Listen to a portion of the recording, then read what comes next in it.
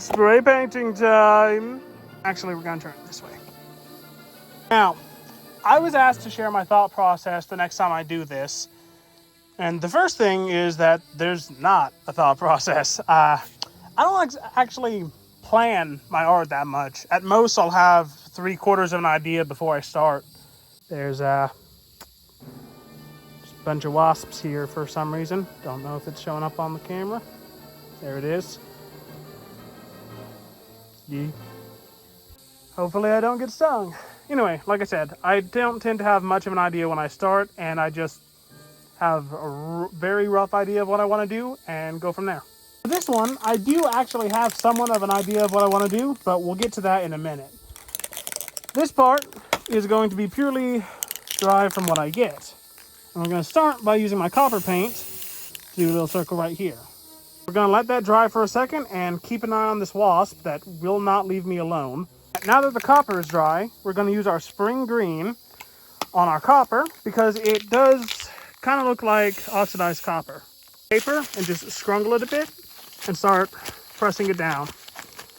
And that's really all there is to it for texturing. You just get whatever random texture shape you get. We're going to let that dry again and then come over it with the seaside. All right. We're just going to do a little bit of it. Texturizer. And start getting the second layer of texture. Unfortunately, some of the paper seems to... There we go. And again, it is actually fairly random what kind of texture you get. This paper is tearing off into it. Great. And it's stuck. Okay, not using this kind of paper again. But you know what? We'll leave the white in there. Kind of works, kind of doesn't, but it is what it is. Actually, I think I'm going to put a little bit more copper over it where that paper fragments are. And then try and retexturize it. This one. And see if that doesn't try and do a scraping motion. See if we can't pull those paper flecks out. Which it seems like we have. And this has created what looks like a lump of oxidized copper, which is what we were going for. So huzzah. Now for our shadow, we're going to be using the basic black. And I want the light hitting the planet to be coming like roughly like this. Lighter here, dark here. So we're just going to do a little circular motion like that. About like so. Take this cap and find where the texture looks pretty much the best to put it on, and like so. The reason why there's this much overspray is to give me a little bit of wiggle room to find the best texture area for when I cap it off. I'm going to use my camouflage to make a moon right here. I'm just going to use the camouflage, I think. Yeah. Pretty much just like that. Except I'm going to do a little spritz of white, which decided to sputter like crazy for some reason. I'm going to rub my thumb on the outlet to see if we can't figure out what's blocking it. Unclog it, I mean.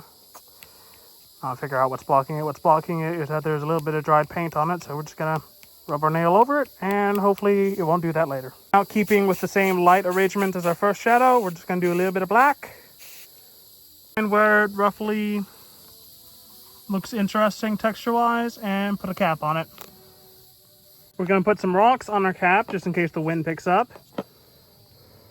I was about to spritz it with camouflage to put some asteroids in there, but I've changed my mind on that. Instead, starting from our shadow side, we're going to just come in with a black and start getting rid of our overspray. Now we're going to do just a little... Nope, it's still sputtering. Come on. Come on. Stop doing this. Why are you doing this? I guess I'm not using white this time because that can spray lid is messed up. See if I can't fix it with a needle later, but for now, we will instead go to our... I think we'll do the French lilac. Let's just make sure it works. Okay. The advantage of not having a real plan is that the plan can't get derailed by mishaps. We're just going to use the French lilac to create our shine instead. Now we're going to take the ink blue. First do our shine area lightly. Try not overwrite the shine. And then just around a little. Just gonna do a few irregular poofs of magenta. Just kind of lightly blend it in. This wasp that will not leave.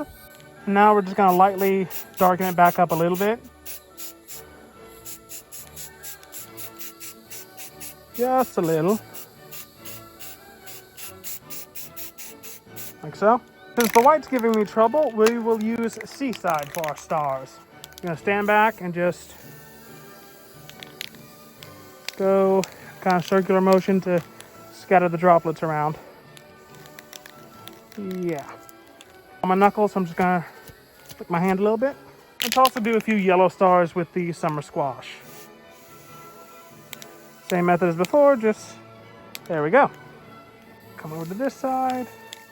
There we go. Now, we're gonna let that dry for a second, and then we're gonna do an experiment. I'm gonna take this French blue, and from back here, spray this way. Gonna do a little bit of lagoon too. Again, we're gonna wait a moment to let that dry up a bit. And we're gonna uncap. Ooh. Oh, I like how that moon turned out. We're gonna uncap this one. Not bad. I'm gonna set this piece of cardboard right about like that. If you say, put this lid here. We're gonna take this deep forest and go like that. Again, we're gonna let it dry for a second. Okay, that's pretty much exactly what I wanted. We're gonna take our cardboard, reposition. Actually, wait, no, that's still a little damp. Still needs to dry a bit more. I really do like how that moon turned out. All right, I think it's dry enough. We're gonna put this down at a different angle, about like that. Put this back up here. We're gonna come in with the spring green. Like that. And again, we're gonna let that dry for a little bit. This wasp is still hanging around. Will you please leave? I'm trying to paint. Not quite tacked up yet. Alright, we're good. Maybe. Alright. Now we're gonna go like this. That was the wasp going for a flyby. Green apple. Haven't actually used this one yet. Knew it. Like so. We're just gonna mist it with the green just a little. The spring green just a little. Again, give it a minute to let it dry. I've got my eye on you. All right, let's see if this experiment turned out. All right. All right, next time I do it like this, I'm gonna mix a bit of the spring green into this one and have them be a bit closer together because it's a little funky right now, but I can refine that. I really like the highlight effect that ended up happening right here. It's pretty nice. All right. Definitely gonna have to do some touch-ups on my grassy hills, but we'll get to that in a bit once it dries up some. I should warn you, if you want to do this, be prepared for very sweaty hands. It just ends up happening. 6 hours later. Alright, it is now many hours later, and this is as dry as it's gonna get. Fully set up and everything. So we're gonna try and make this look a bit better. We're gonna take this Createx screen. See what it looks like. Okay, it's gonna need to be darkened a bit. Got this relatively coarse brush, and we're gonna take a little bit of black and our green. I need a bit more green than that. About that'll I do. Gonna start and just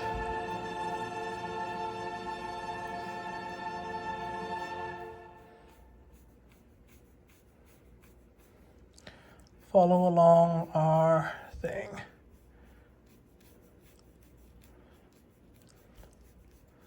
We're just gonna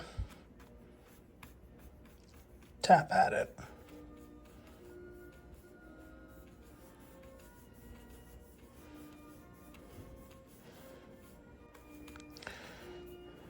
Kind of roughly mound shape swipes.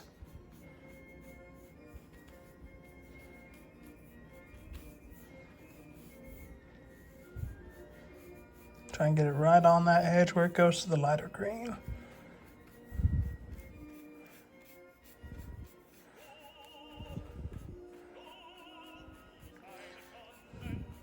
It's not a fully even mix, so there's a little light and dark variance. Just pressing hard and quickly flicking to the side. Create a kind of sort of a grassy look. A little bit more here and there. Now I'm actually gonna essentially just tap on the edge to give it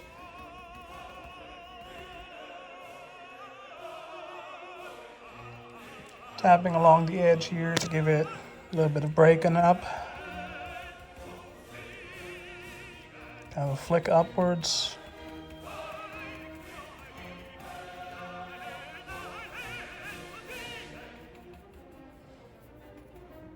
There we go. Rinsing out the brush. Then you gotta dry the brush. Otherwise, if it's too wet, the paint starts doing things you don't want it to do. Fairly obvious, but you know, trying to explain everything on this one. We're gonna take the non-darkened green and essentially go for roughly the same thing on this lighter area.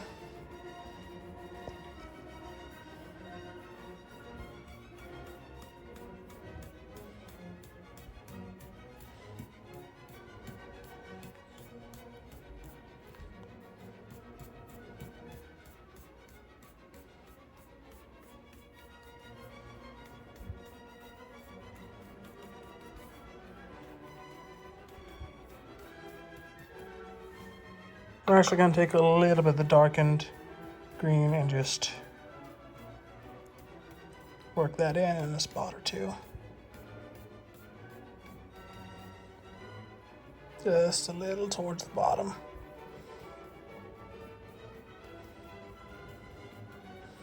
Being relatively light with it, not going as much as I did with the lighter green. We're just gonna add some variance, some variety in its shape. Alright, now we're gonna do a mix of yellow and that green. So we're gonna take a glop of the yellow, a glop of the green, a bit of cross contamination there, but oh well.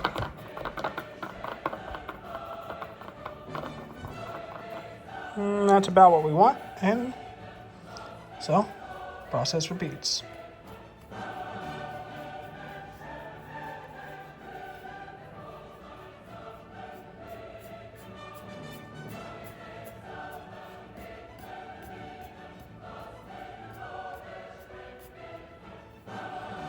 And then just on the edge, some somewhat sporadic tapping. Tap and flick up a bit here and there. And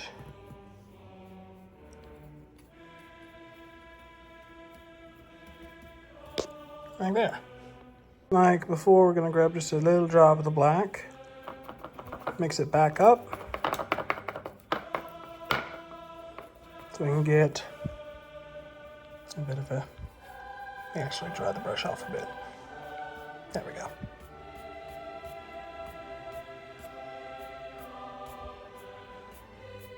And that in through slamming down and flicking to one side. Dry off the brush a bit. Slam and flick.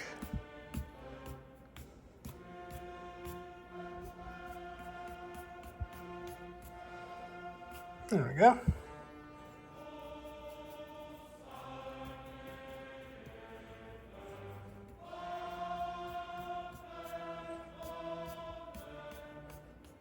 Smooth it around some.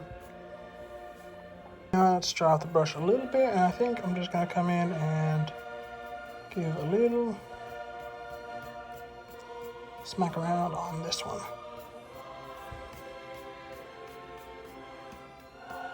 Because it's a bit too green, if that makes sense.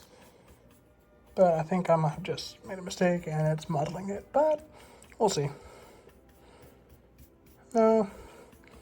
No, this works. Just come back and define the edges here in a second. Yeah, and over here, just in a few spots, give it a little freckling of that. Yes, there we go.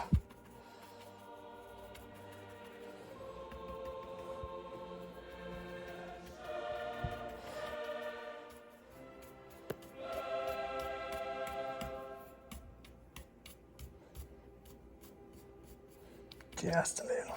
There we go. Kind of smooth that a bit.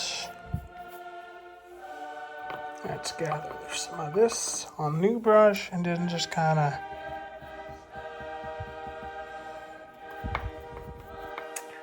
get some definition of the edge there. Make the border a bit more distinct. Maybe. No, I need a bit more yellow in that. Mix it back up. Bit more yellow. Alright. Now we're just gonna lightly hit the yellow along our edge there. And then a little flick. Yes.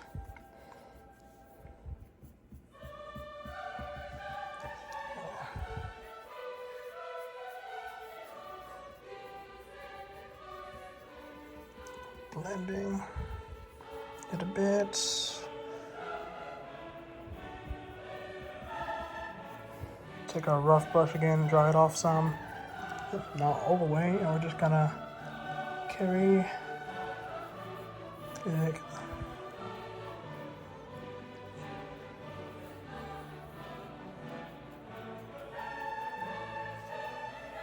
Dry it off a bit more. A bit more of that yellowy, and we're just gonna come on. There we go. That's what I want.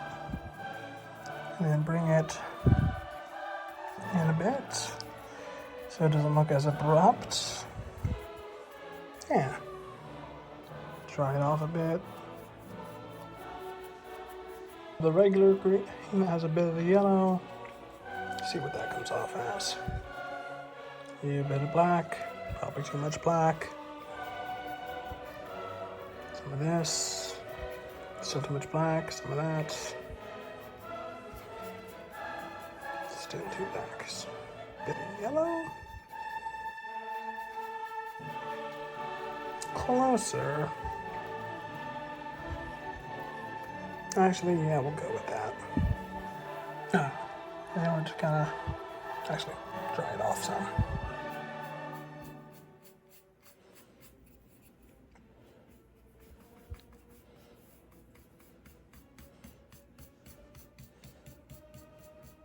It's really more of a dirt color than a grass color, but it works. Probably should have done this part before I did the hill in front, actually.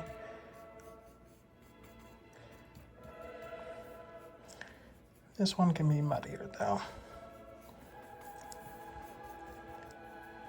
Rinse the brush out.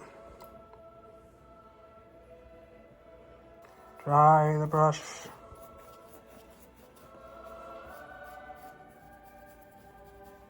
Just a little bit of that. Mix it in with that to get something in between. And we're just gonna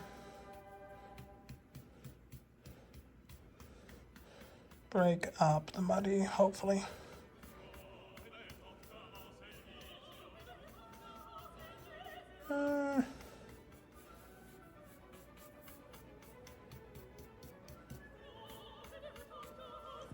Just grab a droplet of that.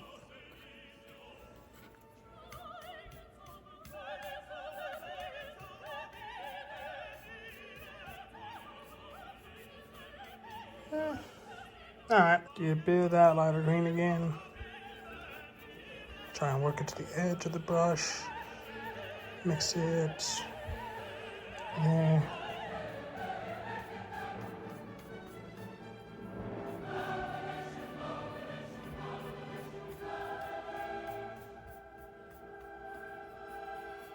Alright. Look at it and see if I want to mess with it a bit more.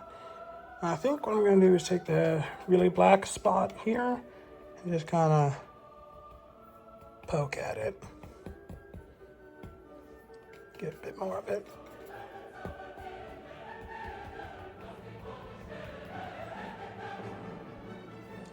Get a bit more black. Too much black.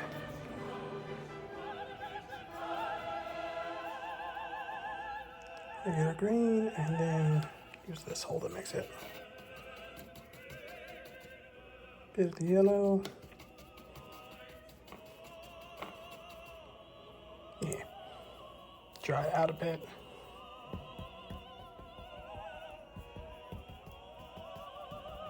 Get a bit of coloration breakup.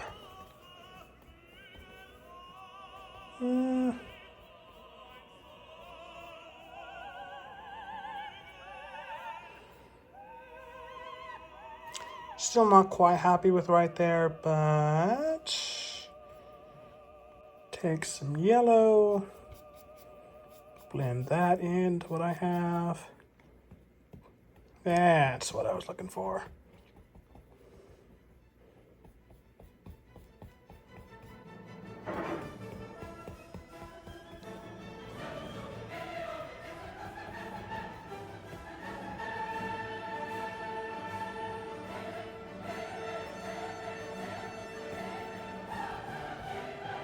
There we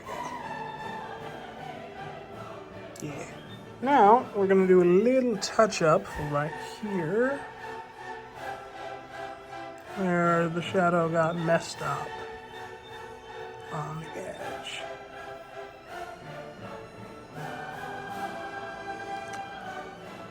Not much, just a little tweak.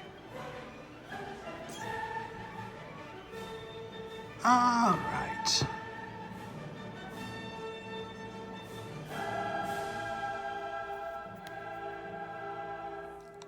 Figured I should start adding the month onto this too. Not just the year. But there we have it. Not bad.